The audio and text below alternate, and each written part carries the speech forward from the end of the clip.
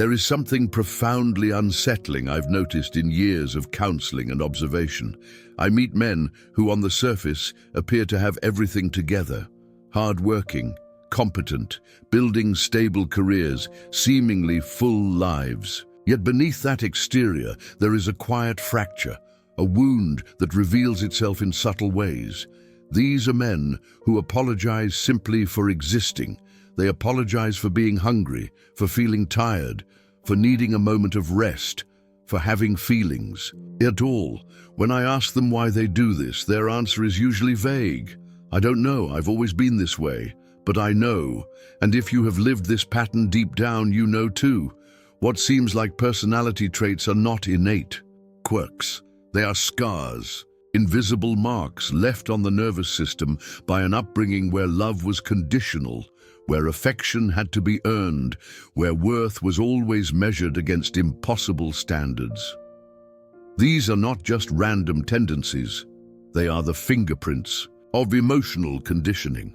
Conditioning that began long before words could describe it, long before reason could defend against it. And it's conditioning that continues to shape every decision you make in love, even decades later. Because here's the truth. In the nervous system of a child raised under the shadow of narcissistic parents, something critical happens. The body learns survival as its default language. Hyper-awareness becomes second nature, and when you turn 18, the switch doesn't magically flip off. The program keeps running, guiding the way you approach closeness, intimacy, trust. You are navigating the map of adult relationships with a GPS that was calibrated in hostile territory. Your heart anticipates betrayal that never comes. Your body prepares for storms that aren't there. You brace for battles that don't exist. What looks like just the way you are is in fact exhaustion disguised as vigilance. Survival mechanisms replaying themselves in the realm of love. Over the years, I've identified 7 patterns that reveal this emotional conditioning. 7 invisible scripts that quietly write the story of your relationships.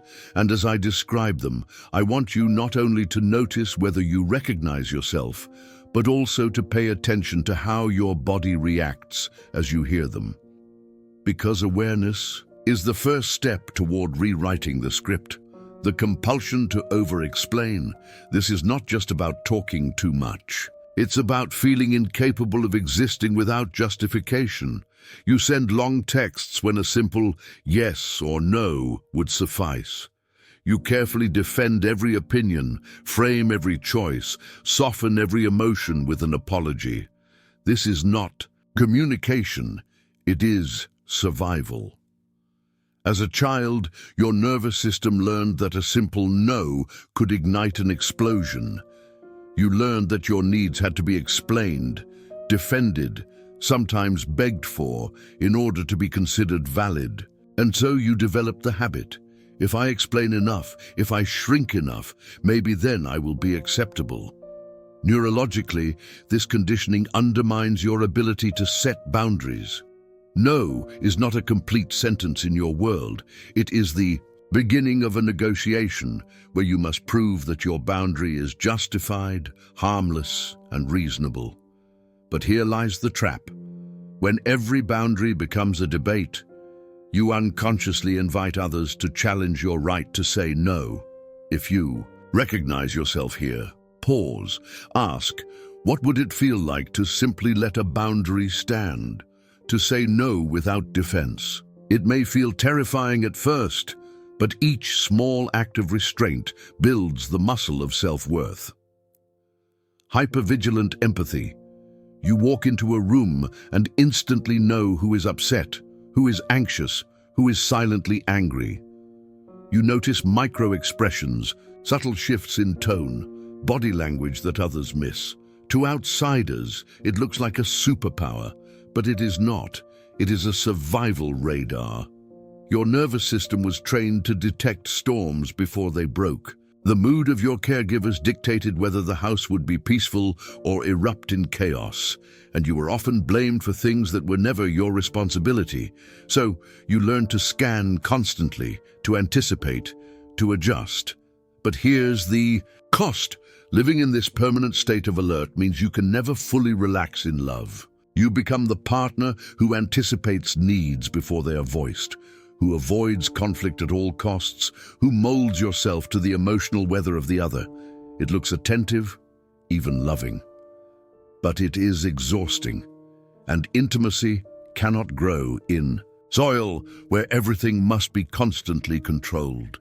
If you recognize this in yourself, I invite you to reflect. What would it be like to let someone else's anger belong to them instead of rushing to fix it?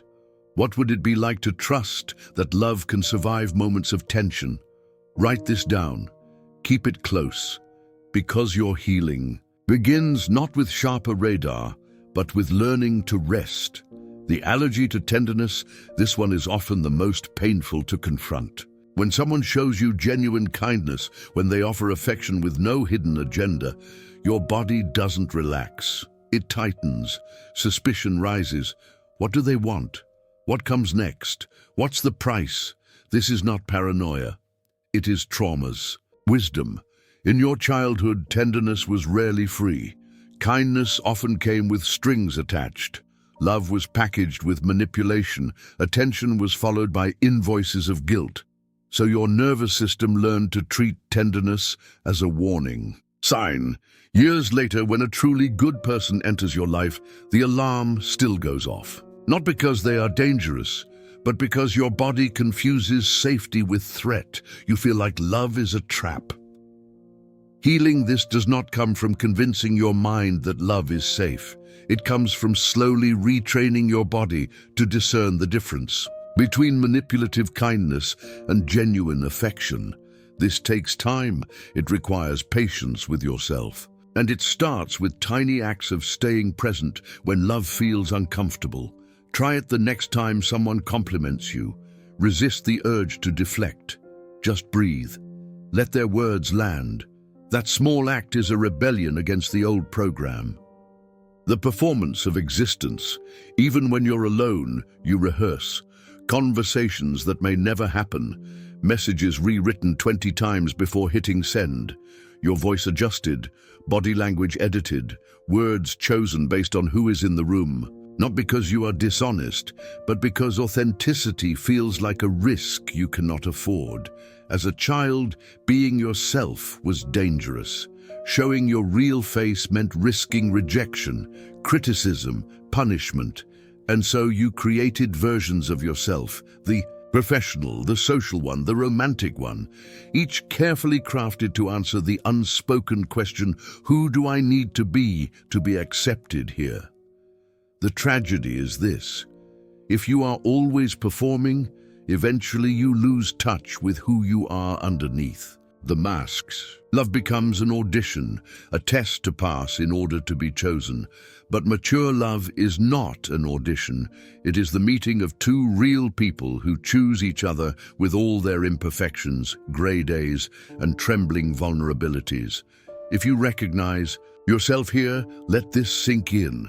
The love worth keeping will never demand a perfect performance. It will invite your rawness, your uncertainty, your humanity. And the bravest thing you can do is allow someone to meet the unpolished version of you. If you feel these patterns echo in your own life, pause for a moment. Write down which one resonates most with you.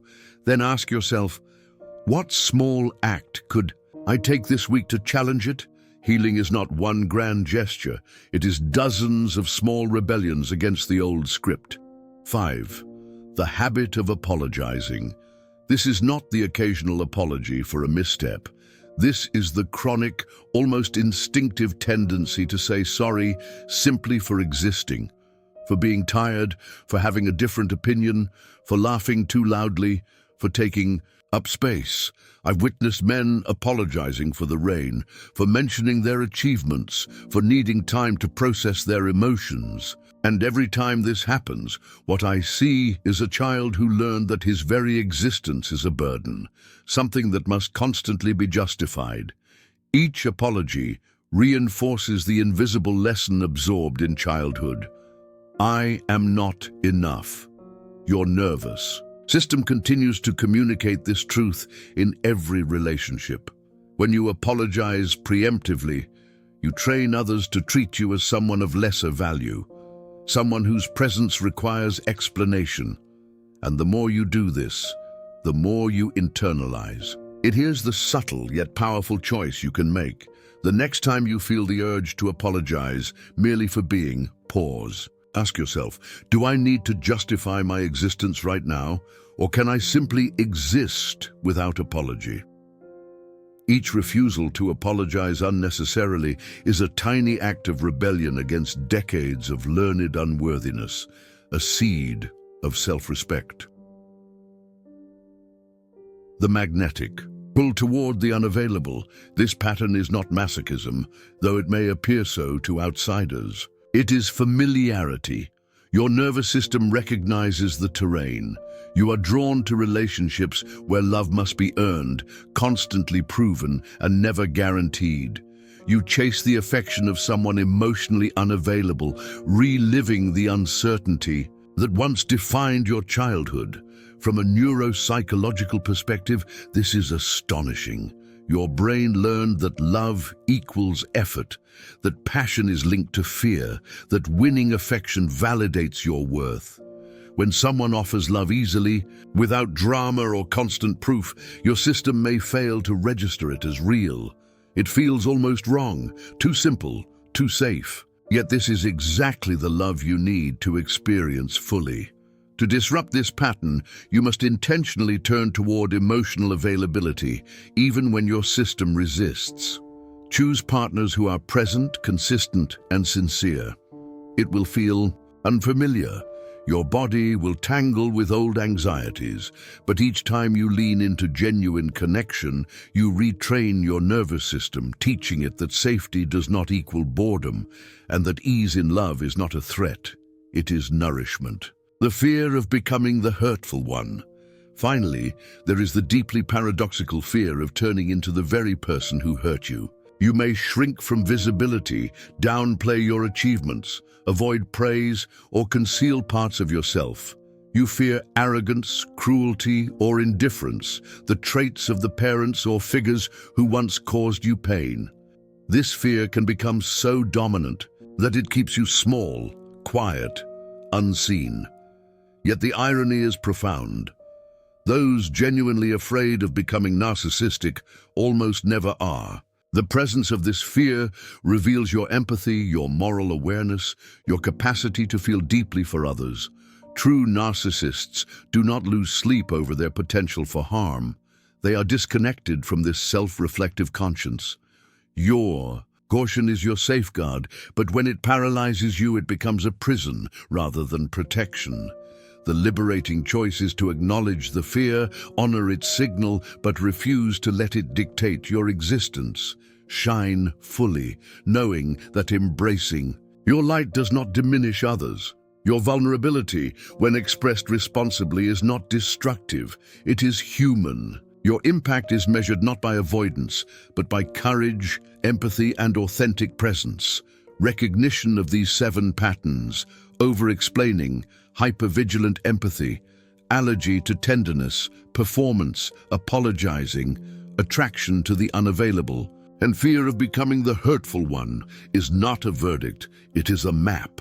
It shows where old scripts have guided your actions, not where you are doomed to remain. Healing is not a single monumental act. It is a series of deliberate choices, small, consistent, courageous.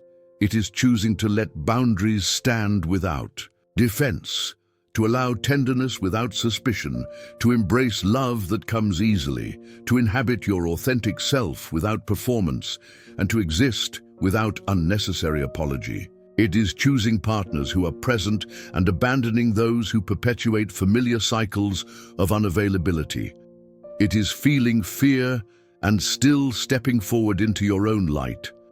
Every choice to respond differently than the patterns dictate is an act of extraordinary courage.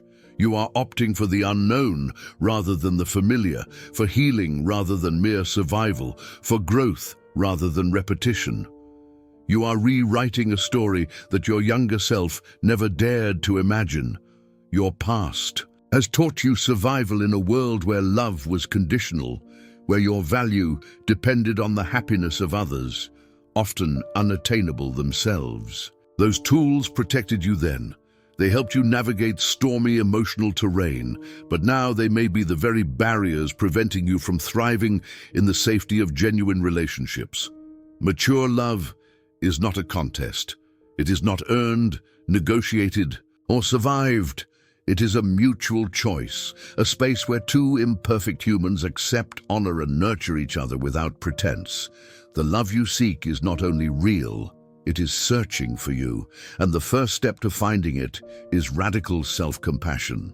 Treat yourself with the same tenderness you offer those you cherish. Speak to yourself as you would to your most resilient, battle-worn friend. Protect yourself with the same fervor you protect those you love. See yourself with compassionate eyes, recognizing that your patterns are survival strategies, not flaws. You deserve love simply because you exist. You deserve to occupy space without apology. You deserve boundaries without constant justification. You deserve to be seen, known, and valued for exactly who you are. Begin with yourself. Begin now. And remember, the patterns you carry are not your destiny. They are your starting point. From this point forward, you have the power to choose differently, to love fully, to accept fully, to grow fully. The man you have become, the one who survived, who learned, who dares to heal, deserves a love that celebrates him, not tolerates him, a love that sees him, not ignores him, a love that walks beside him, not keeps him small. That love exists, and you, exactly as you are today, are worthy of it. Take a moment after reading this, reflect. Which of these patterns have I lived most? What is one small choice I can make today to step into freedom? Write it down. Each conscious step rewrites your story, turning survival strategies into tools for thriving love and authentic connection.